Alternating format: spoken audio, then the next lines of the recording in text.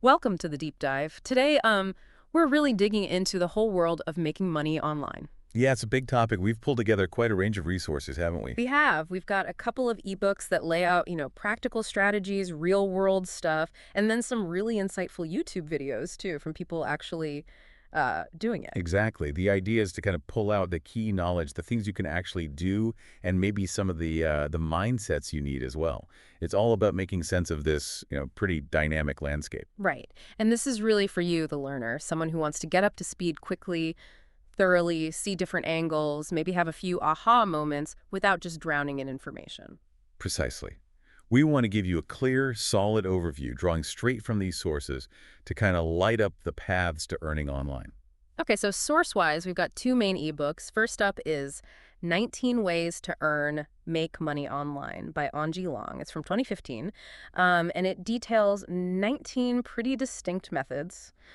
And these are based on her own experience, right? She talks about earning 5 figures a month with her partner. Yeah, exactly. And she includes testimonials from students, which is nice, and really stresses, commitment and actually doing the work. And the second ebook. That one's Make Money Online, Fiverr, complete step-by-step guide to make a full-time income, 2016. So really focused, a deep dive just on using Fiverr effectively.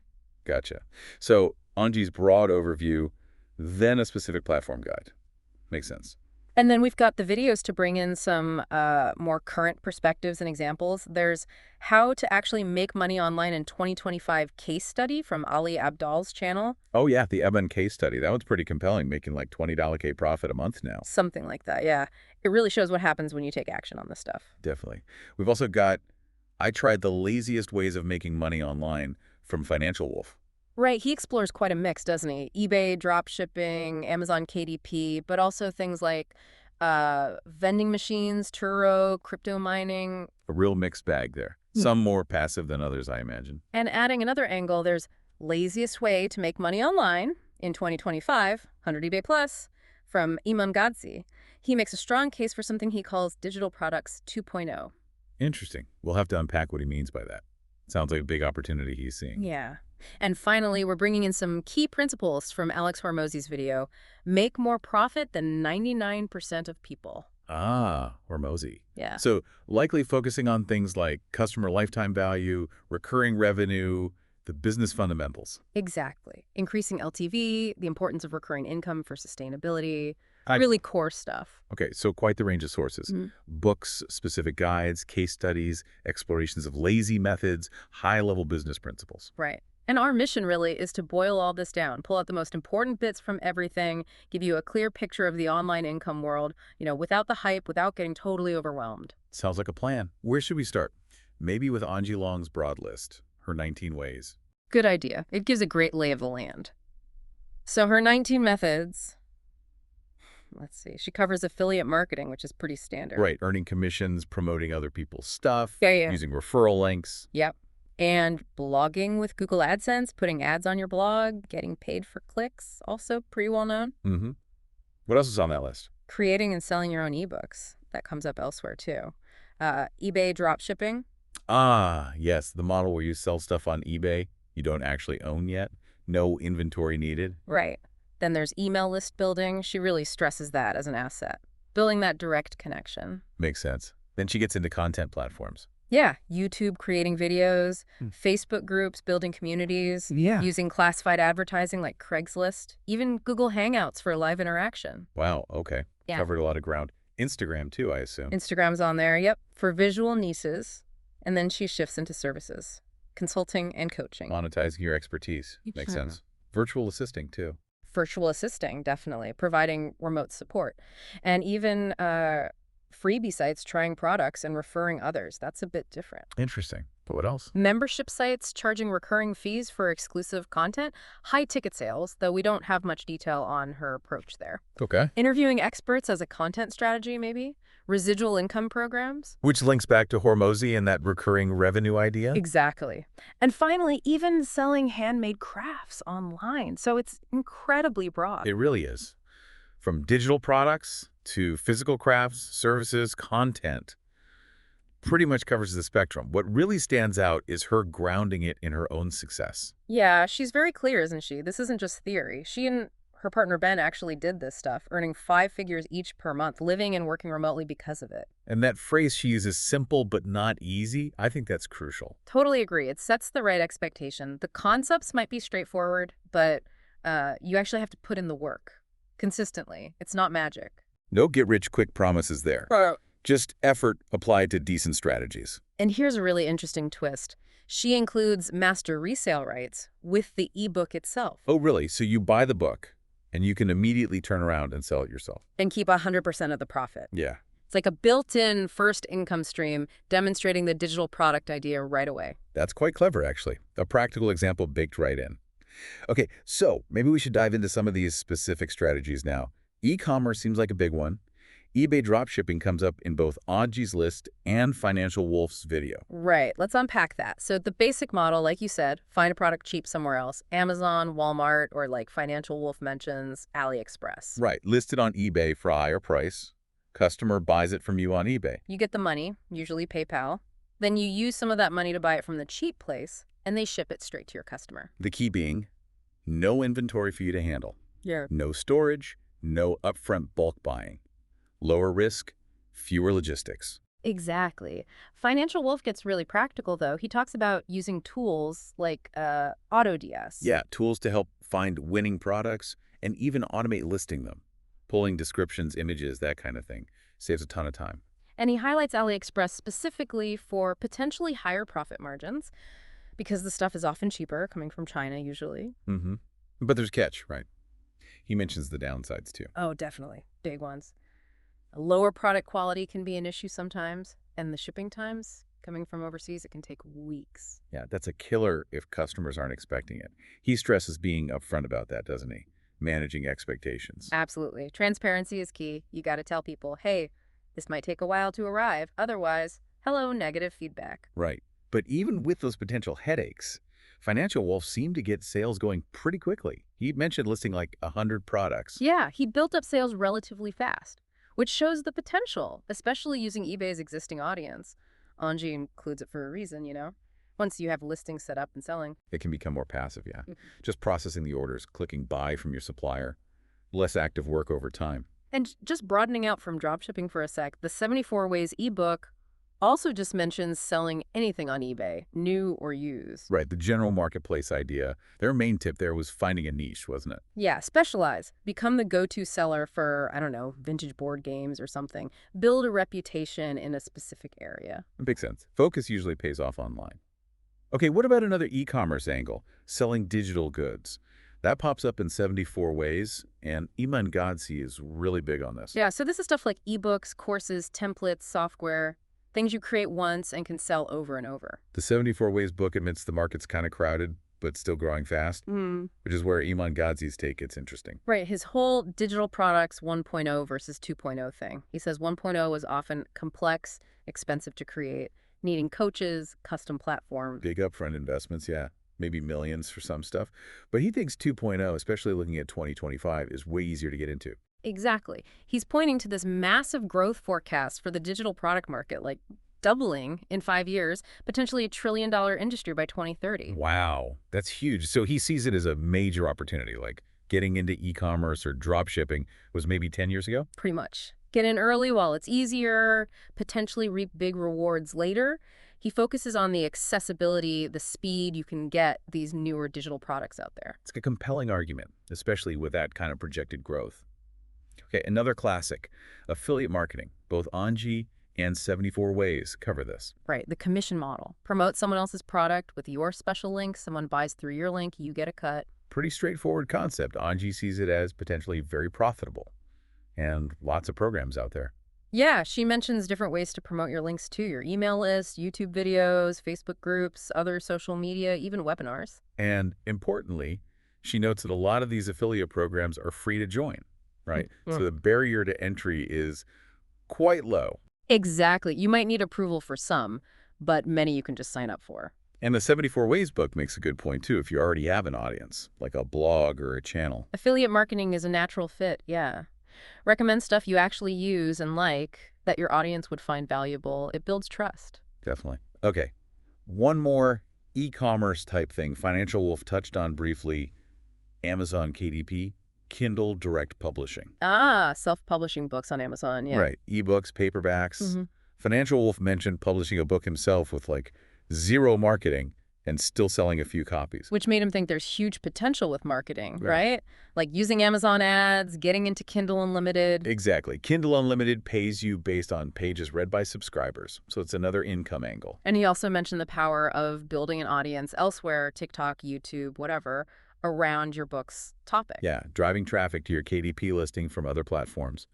He even mentioned that viral story of the author whose book signing video blew up and sent his book to #1. Crazy how that can happen. Shows the power of social media for authors now. It's not just about writing the book. Totally. That interplay between platforms is fascinating. Okay, should we shift gears now? Maybe look at service-based income. Fiverr is a big one here. Anji mentions it. And we have that whole dedicated ebook. Yeah, let's dive into Fiverr. So Anji just positions it as a marketplace for services, gigs starting at $5. But the key, as the dedicated ebook points out, is the gig extras, the add-ons. That's how you get from $5 to potentially, what, $1,400? Yeah, it's a huge range. And the variety of services is just massive.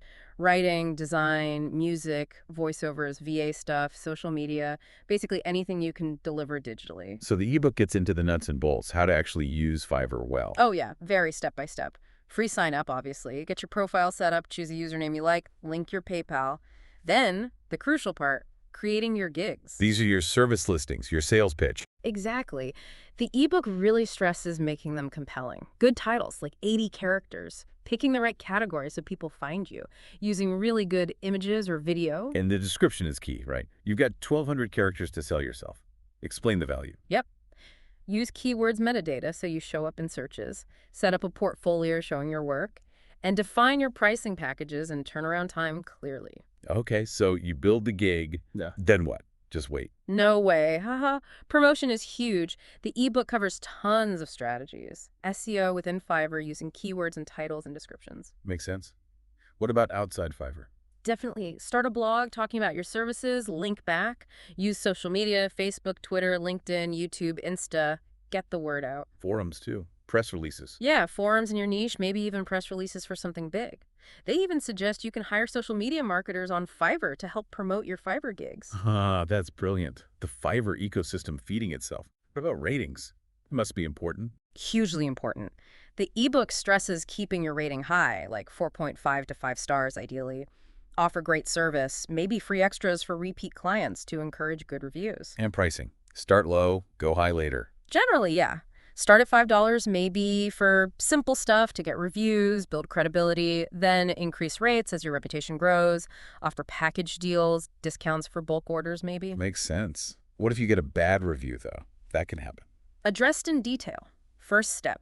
Try to resolve it with the client professionally. Ask nicely if they'd consider changing it if you fix the issue. You have a limited time for that. And if they're unreasonable. You might consider mutual cancellation, though that can affect your stats. And they warn about competitors leaving fake bad reviews. Report those to Fiverr support with evidence. Good to know. Does the ebook highlight any particularly good gig categories?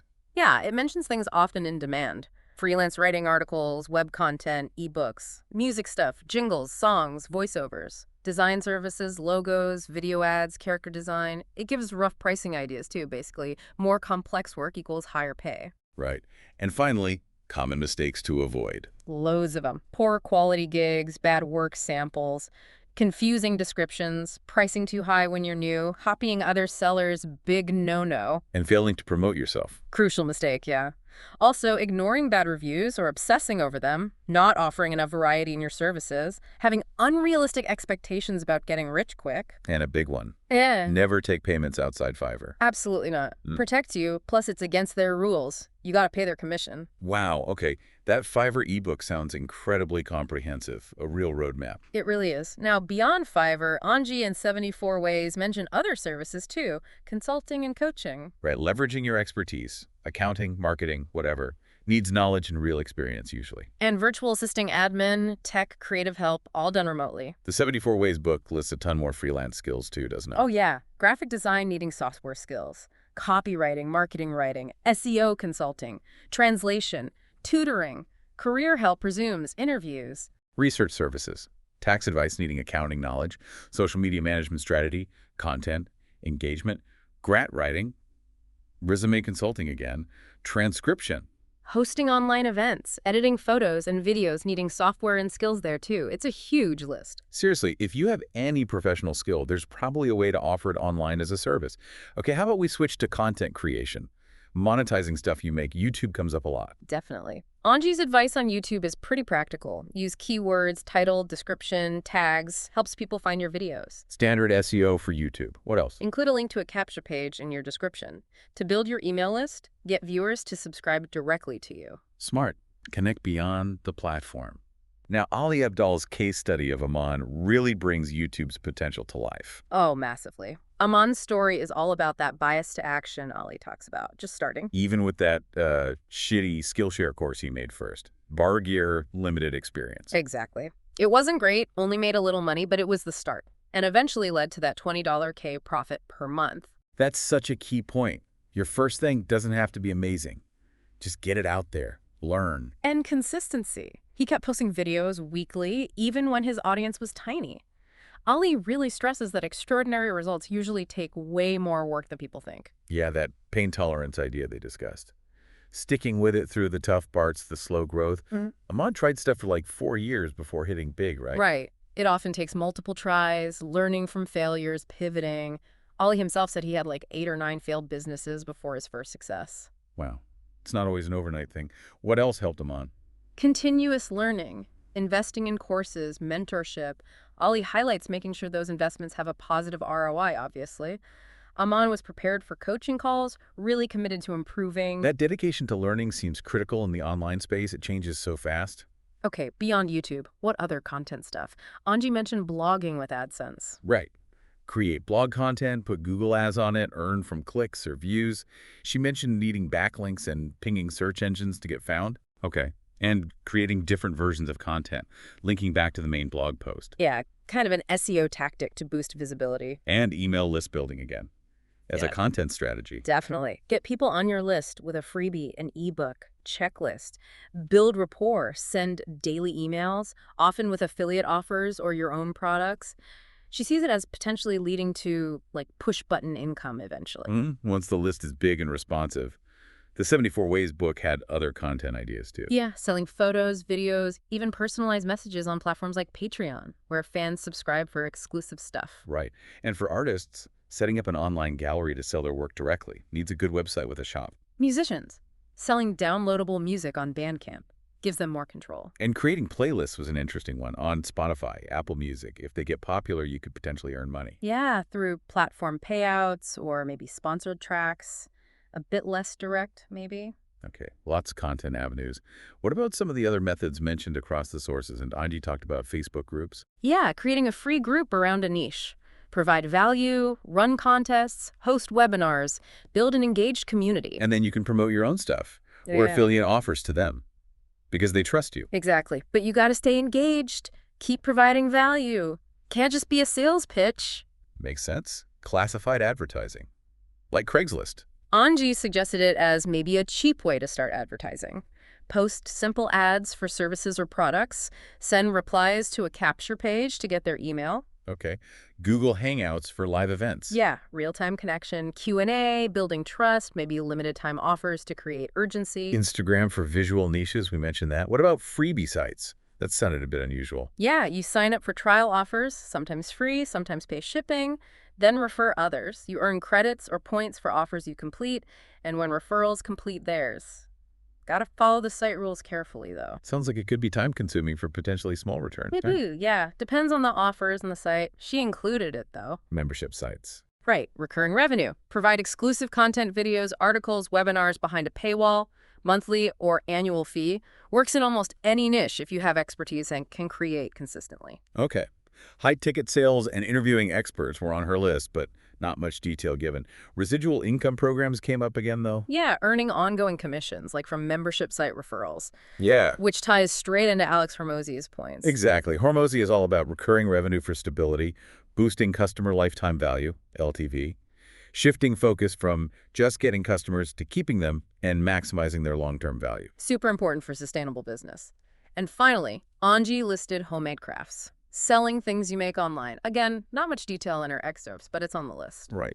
And Financial Wolf explored a few others: vending machines, Turo car renting, crypto mining. Yeah, more capital intensive or location dependent stuff. He found crypto mining the most passive after the big setup cost.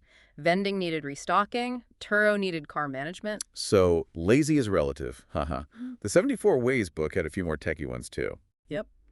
Designing logos, producing software if you can code, website design, coding plugins, beta testing apps, tech support, analog digitization, converting old tapes photos. Building private servers, 3D printing services. A lot of these need real specific skills or equipment though. Definitely. Some are more accessible than others. Wow, okay, that really covers a huge amount of ground from all the sources. It really does. An incredibly diverse landscape. So maybe we should try and pull out the common threads, the key mindsets or strategies that seem to apply across the board. Good idea. What jumps out first? For me, it's taking action. Ali Abdal's bias to action. Absolutely. Just starting, don't get stuck overthinking. Amon's story is the perfect example. And linked to that, consistency. Anji, Ali. They both hammer this home. Keep showing up. Put in the work regularly, even when results are slow. Patience is another one, right? Especially from Amon's long journey. Success often takes time, multiple tries. Definitely. And when things don't work, learning from failure. Seeing setbacks as data, as learning opportunities, not dead ends. Crucial. And underpinning everything, really, is value creation. You have to offer something good, a quality product, useful service, engaging content, something people actually want. Can't skip that. And you can't just create it and hope people find it. Marketing and promotion is vital. Anji, the Fiverr book, they stress you have to actively spread the word. Yep. And especially for services, that customer focus. Good service, aiming for positive reviews, building relationships, like the Fiverr guide emphasized. Continuous learning, too. The online world changes constantly. Investing in yourself, learning new skills, seeking mentors like Ali talked about. It's essential for staying relevant. And a couple more. Focus. Anji warned against shiny object syndrome. Stick with something long enough to see if it works. Right. Don't jump around constantly. And finally, that ROI-driven thinking Ali mentioned. Be smart about where you invest your time and money, education, tools, ads. Make sure it pays off. Those seem like really solid principles that apply no matter which specific path you choose online. Yeah, absolutely. So wrapping this deep dive up, it's just crystal clear, isn't it? The online income world is massive, it's varied. And there are opportunities for almost anyone, regardless of their skills or interests, really. Our sources showed such a wide range. But while the methods differ, those core themes keep coming back. Take action, be consistent, focus on providing value. Those seem non-negotiable for real success. Definitely. And it's important to remember, even the methods that sound lazy, Mm-hmm. they usually require significant upfront effort. Building skills, creating content, setting up systems. It's rarely effortless long-term income. True. So for you listening, maybe take a moment to reflect on all these options we've talked through. Which ones kind of sparked something? Which ones align best with your skills, your interests, maybe the time you actually have available? And remember Amon's story again. Your first step doesn't need to be huge or perfect. Just starting, even small, can lead to amazing things down the line if you stick with it and keep learning. Absolutely. So maybe a final thought to leave you with. Which specific income stream we discussed today really caught your attention? Made you think, maybe. And building on that, what's one tiny actionable step you could take, maybe even today, just to explore it a little bit further? Could be researching a platform, brainstorming a service idea. Or even just outlining one piece of content, something small to get the ball rolling. We really hope this deep dive has given you some valuable insights, maybe some practical ideas, and perhaps a bit of empowerment for your own journey into earning online. Yeah, hope it was helpful. Until our next exploration, keep learning and keep growing.